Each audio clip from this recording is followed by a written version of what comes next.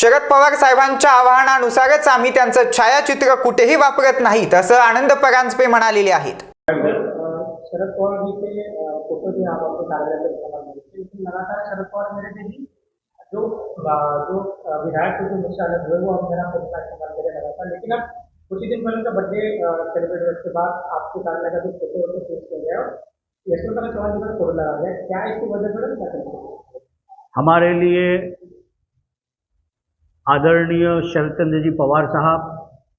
ये कल भी श्रद्धेय थे, आज भी है और कल भी रहेंगे। लेकिन हमारे पार्टी के राष्ट्रीय अध्यक्ष, महाराष्ट्र राज्य के उप मुख्यमंत्री माननीय अजीत दादा पवार साहब, कार्यकारी राष्ट्रीय अध्यक्ष सांसद प्रफुल्ल जी पटेल, महाराष्ट्र राज्य के प्रदेश अध्यक्ष सांसद सुनील जी तटकरे साहब और कई सारे वरिष्ठ नेताओं ने जब 2 जुलाई को एक अलग